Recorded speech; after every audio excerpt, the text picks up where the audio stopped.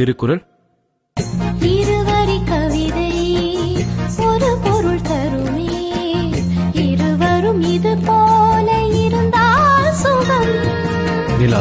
இரவினில் குளிக்கும் தேவதை இவளோ, வளர்ந்தே தேய்கின்ற வெள்ளை நிழல். சரி, கண்ணாடி. இதில் என்னை பார்க்கிறேன், அது உன்னை காட்டுதே. காதல். கரிணி சரி கரி கரி